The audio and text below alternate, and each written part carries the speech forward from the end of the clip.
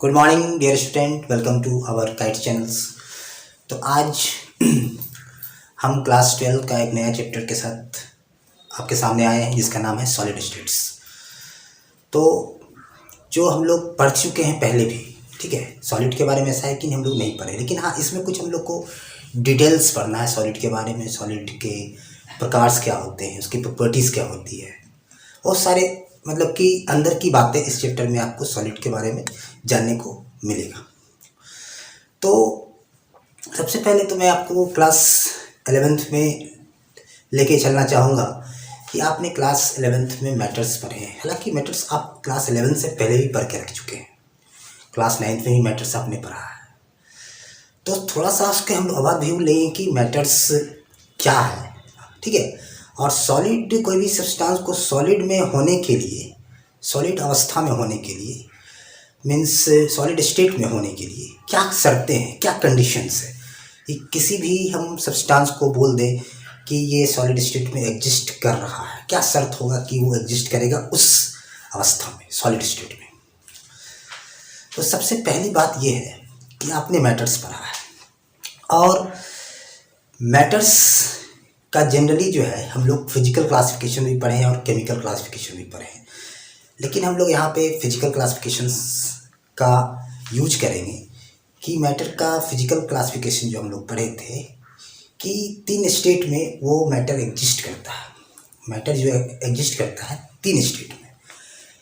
एक पढ़े होंगे आप सॉलिड स्टेट, लिक्विड स्टेट और गैसियस स्टेट, ठीक है। इसके अलावा भी कुछ अनकॉमन स्टेट है, ठीक है। ये जनरल स्टेट है जो आपको दिखता है।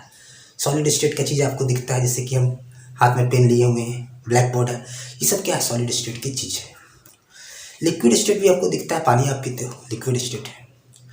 गैसियस स्टेट भी दिखता है, ठीक है, एयर है, ठीक है। गैसियस स्टेट भी आप इससे परिचित हो कि कोई भी चीज़ गैसियस फॉर्म में है।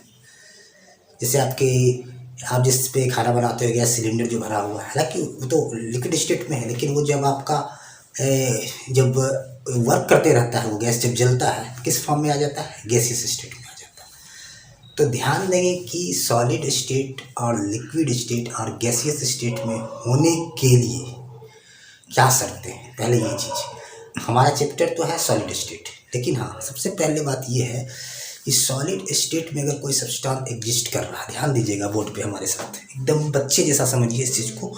पहले बच्चे जैसा इसको समझिए कि हम सबसे पहली बात करने जा रहे हैं जनरल जो कैरेक्टरिस्टिक ऑफ सॉलिड स्टेट का कैरेक्टरिस्टिक्स आपको बताने जा रहे हैं आज। इतना ही आज आपको बताएंगे, लेकिन बहुत ही तरीके से और बहुत ही आसान, मतलब कि इसको हम बहुत ही आसान बना देना चाहते हैं कि आप जब भी एनसीईआरटी की लाइन को देखो, एनसीईआरटी की लाइन पर हो अपने से भी, तो सारी बात आपको क्लियरली आइडिया होनी चाहिए कि क्या लिख रहा है। छोटी छोटी बात पे ध्यान दीजिए एनसीईआरटी कि क्या कहा है सॉलिड के बारे में। तो सॉलिड के बारे में देखिएगा, जब आप पढ़ेंगे तो सबसे पहले तो हम ये लिखेंगे कि मैटर, ठीक है, मैटर से शुरू कर रहे हैं। कोई भी चीज़ आपको आपके सराउंडिंग में दिख रहा है वो क्या है, मैटर। कोई भी चीज़ सराउंडिंग में आपको जो दिख रहा है वो क्या है, मैटर। चाहे ब्लैक बोर्ड दिख रहा हो, चाहे हम दिख रहे हो, चाहे ये पेन दिख रहा हो, सभी क्या है, मैटर है, ठीक है। तो मैटर जो है, आप क्लियर है कि कोई भी चीज़ आपको जो दिख रहा है वो मैटर है। सीधा सीधी समझने की बात है ये, जो आपको दिख रहा है, और जो भी चीज़ दिख रहा होगा वो जगह तो छेक ही रहा होगा, ठीक है। तो मैटर का डेफिनेशन आप पढ़ के ऑलरेडी परिभाषा पढ़ के रख चुके हो कि मैटर क्या है कि जिसके पास क्या बोलते हैं, मास होता है और जगह को घेरता हो, ऑक्यूपाई करता है, उसको हम लोग मैटर बुलाते हैं। तो मैटर की बातें जब होती है तो मैटर 3 स्टेट में एग्जिस्ट करता है। एक होता है सॉलिड स्टेट, एक है लिक्विड स्टेट और एक है गैसियस स्टेट में एग्जिस्ट करता है। सॉलिड, लिक्विड और दूसरा गैसियस स्टेट में ये एग्जिस्ट करता है। लेकिन हम लोग का चैप्टर क्या है, दी सॉलिड स्टेट। लेकिन हाँ, ये तीनों स्टेट ऑफ मैटर में देखिए क्या है, कंडीशन, शर्तें क्या है। अगर हम ऐसा लिखें, मतलब ये पार्टिकल्स है, समझ लीजिए ये पार्टिकल्स है, ठीक है, ये पार्टिकल्स है। ये जो पार्टिकल्स देख रहे हैं आप, ये पार्टिकल्स है, यहाँ पे एक बॉक्स में एक पार्टिकल्स में बना दिया, एक दूसरा बक्सा लिए, उसमें ही मैंने पार्टिकल्स बनाना शुरू किए। ठीक है, पार्टिकल्स को बनाना शुरू किया। तीसरा बक्सा मैंने लिया और पार्टिकल्स बनाना शुरू किया। ठीक है, इस तरह से। तो आपको तीनों बक्से में जो पार्टिकल्स रखा हुआ है, सपोज मान के चलिए एक प्लास्टिक का बॉल ही रखा हुआ है, तो कुछ तो अंतर जरूर दिख रहा होगा रखने के तरीके में। पहला तरीका ये है कि बड़ा एक क्लोज रख मतलब बहुत करीब है एक दूसरे का। दूसरा है कुछ उससे डिस्टेंस पे है, दूरी पे है। और तीसरा वाला बड़ा लार्ज दूरी पे है, बहुत लार्ज गैप है पार्टिकल के बीच में। तो इससे ये पता चला कि जब हम इधर से इधर की ओर मूव कर रहे हैं, इधर से इधर की ओर मूव कर रहे हैं, तो हम सॉलिड से किधर की ओर जा रहे हैं, गैसियस की ओर जा रहे हैं। मतलब कि जितना पार्टिकल का दूरी बढ़ जाए, ठीक है, जितना पार्टिकल दूर रहे, ठीक है, तो वो क्या कौन सा अवस्था में होता है, वो गैसियस अवस्था में। जैसे जैसे आप इधर की ओर मूव करोगे, इधर से इधर जा रहे थे तो हम सॉलिड से किस में जा रहे थे, गैस में। अब इधर से इधर मूव कर रहे हैं तो गैस से इधर की, गैस से इधर सॉलिड में। ये बात तो आपको समझ में आ गई कि सॉलिड गैस, सॉलिड लिक्विड और गैस में क्या अंतर है। ठीक है, हालांकि लिक्विड स्टेट आपको सेपरेट पढ़ना है, इसके बाद वाला चैप्टर लिक्विड स्टेट ही है, सॉल्यूशन, क्लास 12th में। गैसियस स्टेट भी क्लास 11th में था, जिसमें आपने चार्ल्स लॉ पढ़ा है, बॉयल्स लॉ पढ़ा है, वो गैसियस स्टेट है। तो सबसे पहले आपको ये बात तो क्लियर हो गई कि पार्टिकल का डिस्टेंस सॉलिड होने के लिए कोई सब्सटेंस को पार्टिकल बहुत ही क्लोज होना चाहिए, क्लोज पैक होना चाहिए। पहला शर्त ये हुआ। फर्स्ट शर्त ये है कि पार्टिकल आपस में क्लोज होना चाहिए। अब दूसरा शर्त क्या है, ये इसकी बात तो हो चुकी, अब हम लोग को इससे कोई मतलब रहा नहीं, इस चीज़ से, इस चैप्टर को ना लिक्विड स्टेट से ना गैसियस स्टेट से मतलब है, हम लोग को मतलब है दी सॉलिड स्टेट से। तो एक काम करते हैं, मैं इसको मिटा देता हूँ, इसको मैं मिटा देता हूँ। तो हमको मतलब क्या है, सिर्फ और सिर्फ सॉलिड स्टेट से मतलब है। तो ध्यान देंगे कि पहला जो कंडीशन हम लिखाने जा रहे हैं आपको, ठीक है, कंडीशन, ये चीज आप जो लिखने जा रहे हैं, condition for solid state. Solid state में रहने के लिए कोई भी सब्सटेंस का क्या कंडीशन होगा।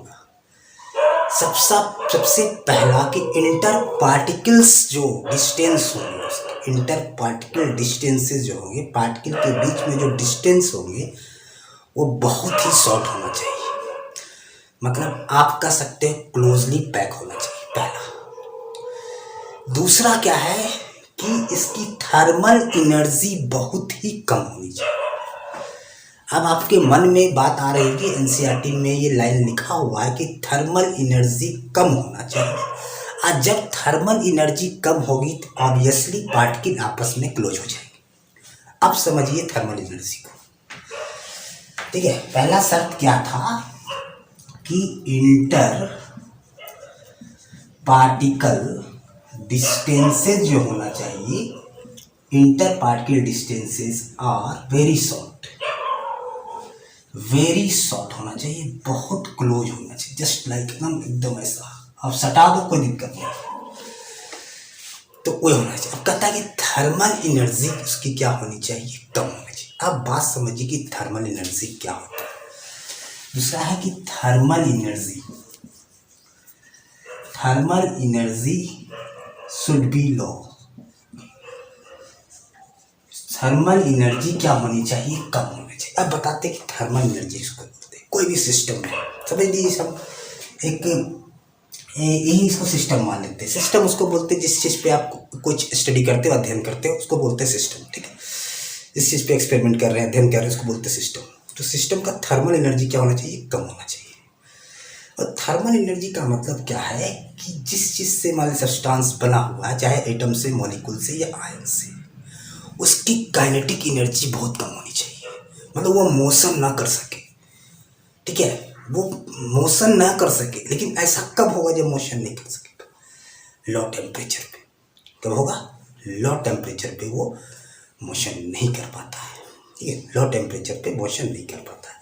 तो थर्मल एनर्जी शुड बी लो, क्या मतलब? क्या कि एटम का, मॉलिक्यूल का, जिस चीज़ से सॉलिड बना हो, पार्टिकल से, पार्टिकल का काइनेटिक एनर्जी कम होना चाहिए। मतलब थर्मल एनर्जी कम होने का मतलब कि वो पार्टिकल मोशन नहीं कर पाएगा।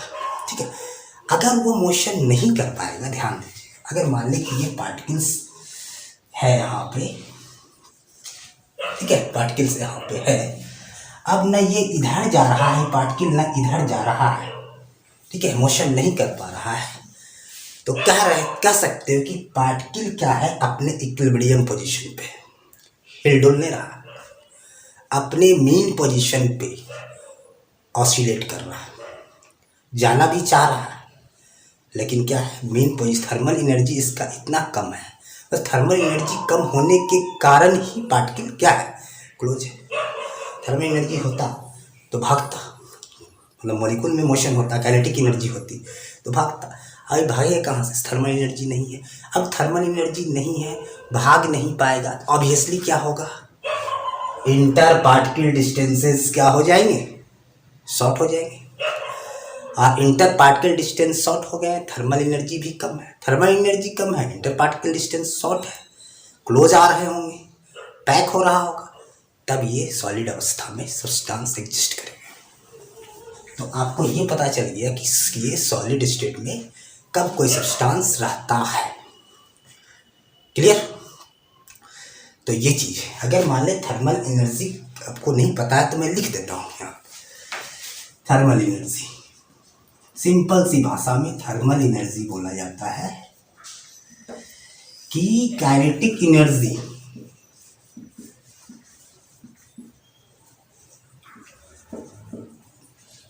possessed by the particle, उसी को बोलते हैं थर्मल एनर्जी। तो जिस चीज में थर्मल एनर्जी नहीं होगा, थर्मल एनर्जी ज़्यादा रहेगा, तो देखिए थर्मल एनर्जी किस में ज़्यादा है, गैसीय सिस्टम में। ध्यान दीजिएगा, गैस का सिस्टम में एक पार्टिकल यहाँ है, क्यों ऐसा हो रहा था? ठीक है, गैसीय पार्टिकल में ज़्यादा काइनेटिक एनर्जी था, मोशन ज़्यादा कर पा रहा था, मोशन ज़्यादा कर पा रहा था तो भाग रहा था। इस जब काइनेटिक एनर्जी ज़्यादा था तो इसका मतलब क्या था, ज़्यादा थर्मल एनर्जी ज़्यादा था, भाग रहा था। लेकिन ऐसी कहानी सॉलिड में तो नहीं है, थर्मल एनर्जी है ही नहीं। ठीक है, तो थर्मल एनर्जी नहीं है तो पार्टिकल क्या होगा, क्लोज हो जाएगा। ये सारी बात आपको पता चला कि सॉलिड होने के लिए क्या कंडीशन है, दो शर्त है, थर्मल एनर्जी शुड बी लो, दूसरा जैसी थर्मल एनर्जी कम होगा तो अभी इंटर पार्टिकल डिस्टेंसेस क्या हो जाएंगे, शॉर्ट हो जाएंगे, और पार्टिकल वो क्या होगा, एक सब्सटेंस सॉलिड अवस्था में आ जाएगा। क्लियर? अब मैं कुछ प्रॉपर्टी ऑफ सॉलिड लिखाता हूँ जो कि एनसीईआरटी के लाइन्स में लिखे हुए हैं, समझाते हुए मैं आपको लिखाना चाहूँगा। आप चाहे तो इसको आप नोट कर लीजिए। तो आप चाहे तो इसको नोट कर लीजिए जल्दी से, स्क्रीनशॉट ले लीजिए। तो मैं अब बात करने जा रहा हूँ, मैं जो अब बात करने जा रहा हूँ, ध्यान देंगे आप कि कुछ प्रॉपर्टीज ऑफ सॉलिड की बात करने जा रहा हूँ कि सॉलिड का क्या क्या प्रॉपर्टीज हो सकता है। तो ध्यान देंगे, हम बताने जा रहे हैं क्या, प्रॉपर्टीज ऑफ सॉलिड। तो सबसे पहला सॉलिड का प्रॉपर्टी है, आप पढ़ के आए हो कि they have definite mass, volume and shape. पहला पॉइंट है कि सॉलिड हैव क्या होता है, डिफिनिट मास होगा उसका, वॉल्यूम होगा, और उसके शेप भी क्या होंगे, एक डिफिनिट होगा, निश्चित होगा, निश्चित आकार का उसका शेप होगा, डिफिनिट होगा, ये चीज। दूसरा अभी जस्ट मैं आपको बताया हूं कि intermolecular distances are short. क्या था, intermolecular distances are short. ध्यान देंगे कि दूसरा पॉइंट आपका बना कि intermolecular distances are short. ये प्रॉपर्टी है सॉलिड के अंदर, ये गुण है कि उसके मास फिक्स होंगे, डिफिनिट होगा। कोई भी सॉलिड उठा लीजिए, उसका मास वजन फिक्स होगा, उसके शेप आकार भी फिक्स होंगे। और शेप क्यों फिक्स होता है वो आगे क्लासिफिकेशन में पता चलेगा। और दूसरी बात कि उसके वॉल्यूम भी, आयतन भी क्या होगा, सेम समान होंगे, ठीक है। मतलब फिक्स होगा कि निश्चित होगा, निश्चित वॉल्यूम होगा, निश्चित शेप होगा, निश्चित मास होगा। दूसरा है कि इंटर मॉलिक्यूलर जो डिस्टेंस बताए थे, पार्टिकल के बीच का जो डिस्टेंस होगा वेरी शॉर्ट होगा। अगर इंटर मॉलिक्यूलर डिस्टेंसेस शॉर्ट होता है तो इंटर मॉलिक्यूलर फोर्सेस या फिर इंटर पार्टिकल फोर्सेस जो होंगे are strong. Interparticle forces क्या हो जाएंगे, उसका स्ट्रॉन्ग होगा। अब थर्ड पॉइंट है ये कि देयर कंस्टिट्यूएंट पार्टिकल्स, उसके जो कंस्टिट्यूएंट्स पार्टिकल है मीन्स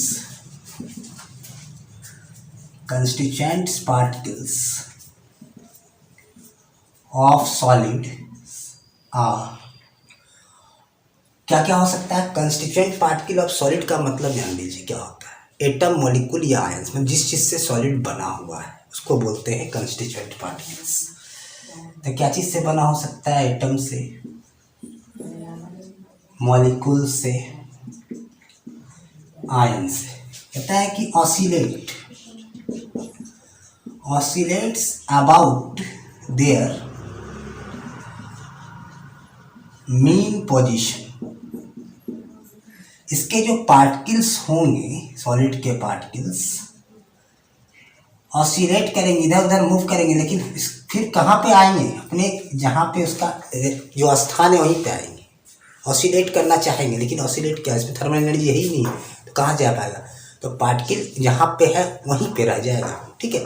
फाइनली जहाँ पे फिक्स पॉइंट पे वहीं पार्टिकल्स रह जाएगा, जाने पाएगा। तो कंस्टिट्यूएंट पार्टिकल्स क्या होगा, ऑसिलेट करेगा कहाँ पे, उसके मेन पोजीशन में इक्विलिब्रियम में रहेगा, जो आपको बताए थर्मल एनर्जी इसमें एब्सेंट है, ठीक है। तो वहीं पे बीच में ये हिलटा जरा सा इधर होगा वहीं पे रहेगा, अपने फिक्स पाथ पे ही। मतलब पार्टिकल कहने का मतलब है फिक्स पाथ पे ही रहेगा, हिले डुलेगा नहीं। किसी को बोलते हैं oscillate about their mean position.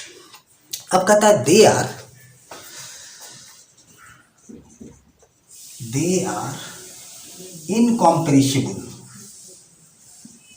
इनकम्पैरेबल and rigid. Rigid का मतलब ये होता है, इनकम्प्रेसिबल का मतलब कि दबाया नहीं जा सकता है। कोई भी सॉलिड को आप दबा नहीं सकते हो, ठीक है, आसानी से, ठीक है। रिजिड का मतलब क्या होता है, ठीक है। रिजिड का मतलब ये होता है, रिजिड का मतलब होता है कि shape of solid can be change by applying forces. मतलब कि किसी भी सॉलिड के शेप को आप बदल सकते हो फोर्स लगा के, उसी को बोलते हैं रिजिड, जिद्दी जिसको बोलते हैं, कठोर। हाँ, कोई भी सॉलिड का शेप बदल सकते हो, जैसे मान लिया आयरन का रॉड है, हम लोग टेढ़ा नहीं कर पाएंगे, बात सही है, लेकिन मशीन तो कर देगा। लेकिन मशीन भी क्या लगाया होगा, फोर्स ही लगाया होगा। आपको प्लास्टिक का बोतल लीजिए, उसके शेप को चेंज करना है, क्या कीजिएगा, कसके से दबा दीजिएगा, चेंज हो जाएगा। मतलब उसी प्रॉपर्टी को बोलते हैं रिजिड। मतलब shape of solid can be change by applying force, that property is solid is called rigid. I think आपको सारी बात समझ में आ गया क्लियरली। आज का जो टॉपिक मैं आपको पढ़ाया सॉलिड स्टेट जो शुरू किया हूँ, इसके बाद में बताऊँगा क्लासिफिकेशन ऑफ सॉलिड। तो आप देखिएगा, जाके इसको मिलाइएगा, एनसीईआरटी को पढ़ने की कोशिश भी कीजिए। लेकिन अब आपको ज़रूरत नहीं है, हाँ, लेकिन पढ़िए जरूर, एनसीईआरटी द बेस्ट बुक, ताकि आप लाइन पढ़ो और देखो कि वहाँ पे क्या था, हम क्या आपको बताएं, क्या समझा पाए, आप ध्यान दीजिएगा इस चीज़ को। तो चलिए, इसके बाद जो हम लोग नेक्स्ट वीडियो आपके सामने लेके आएंगे, क्लासिफिकेशन ऑफ सॉलिड, एमॉर्फस और क्रिस्टलाइन सॉलिड में हम लोग अंतर देखेंगे, काफ़ी इंपॉर्टेंट है। और सॉलिड के एग्जाम्पल आपके साथ बहुत है, जहाँ देखो आप सॉलिड है। इस ब्लैक बोर्ड सॉलिड हो गया, चॉक सॉलिड हो गया, पेन सॉलिड हो गया, ठीक है, डायमंड सॉलिड है, ग्रेफाइट सॉलिड है, ऑल आर सॉलिड्स है। तो आई थिंक ये सारी लेक्चर जो मैंने आज आपके सामने दी, आपको सारी पूरी कहानी अच्छी तरह समझ में आई होगी। इसके बाद मैं इसी तरह से एकदम ईजी आसान तरीके से नेक्स्ट वीडियो में आपसे मिलता हूँ। तब तक के लिए गुड बाय।